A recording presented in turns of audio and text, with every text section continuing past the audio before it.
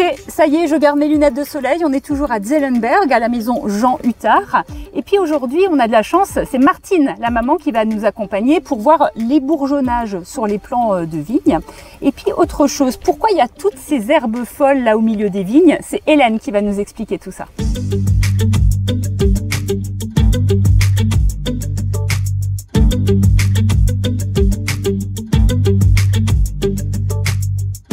Là, on est dans une parcelle de Gewürztraminer au Lerchenberg.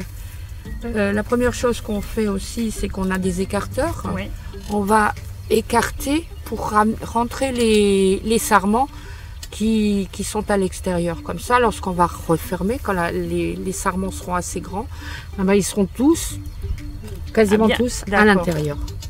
Après, pour les bourgeonnages, la première chose qu'on fait, c'est qu'on enlève les gourmands qui se trouvent ici, qu'on appelle les prends-prix.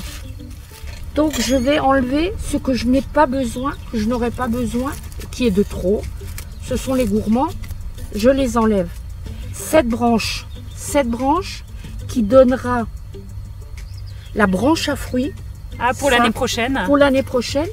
Et ça, ce sarment qui donnera la réserve, ce qu'on appelle la réserve, on va avoir ce qu'on a ici, on l'aura ici l'année prochaine.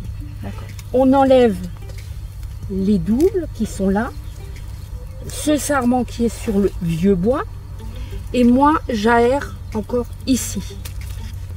Et ça par contre, on n'enlève pas les petits là? Non, non, d'accord, je touche pas. Ce petit va donner la branche à fruits, va donner, ça dépend. Mais dans 2 ans alors? Ou dans... non? Ça peut être l'année prochaine, ah, okay. Ça dépend tout à fait de la taille, de l'évolution en cours d'année.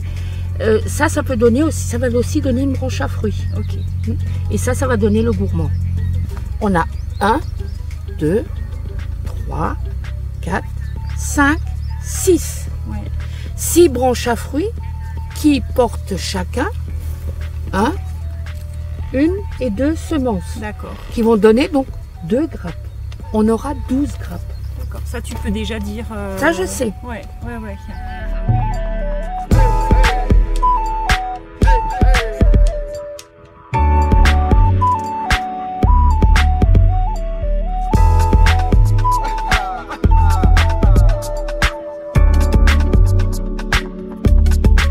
On va travailler sur les bourgeonnages. Les bourgeonnages, c'est la sélection des bourgeons.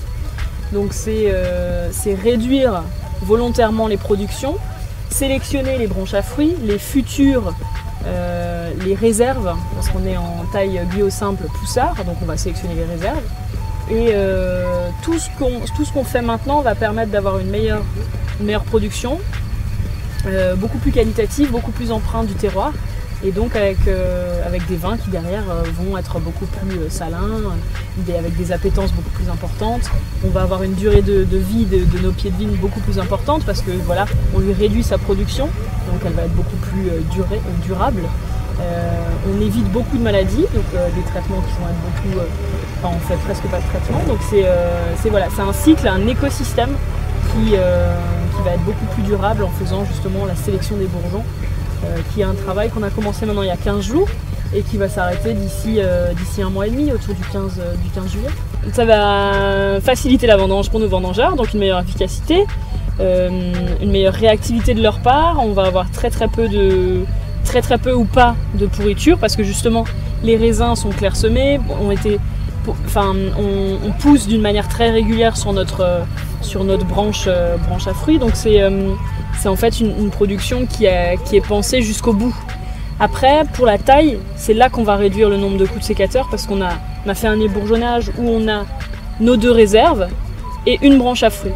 Donc c'est-à-dire que pour l'année prochaine, on va avoir 3 coups de sécateur et on est bon. Donc en ayant très peu de coups de sécateur, on va éviter d'avoir des plaies de taille. On va donc éviter de blesser la vigne et donc derrière, son immunité va être préservée. Alors en fait, nous on est sur un enherbement qui est très vieux, qui est très ancien. C'est un enherbement qui date de notre grand-père, qui a planté donc du trèfle et du pissenlit.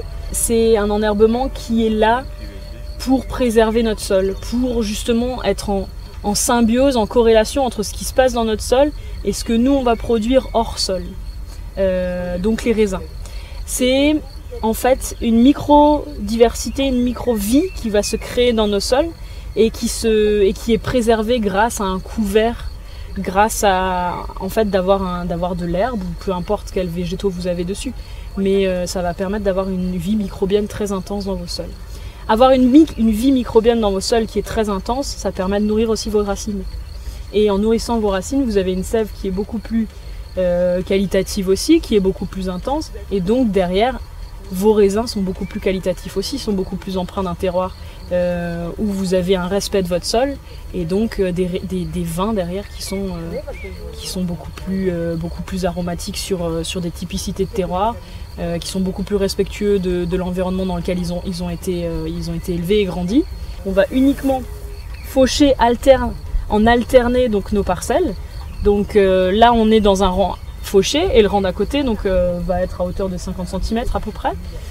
D'ici une quinzaine de jours, là on est quand même sur des pousses qui vont être très rapides. On a pas mal, les sols ont bien été hydratés durant le printemps. Donc on va être sur des pousses qui sont assez rapides. Donc le temps que celle-ci remonte à 50 cm, on va faucher après l'autre rang. Ça permet en fait d'avoir toujours un sol haut, au moins un des deux rangs est avec une herbe haute. Pourquoi ? Parce que derrière vous avez cette biodiversité, ces insectes, ces fleurs, donc vous avez une micro-vie qui se crée et vous la respectez.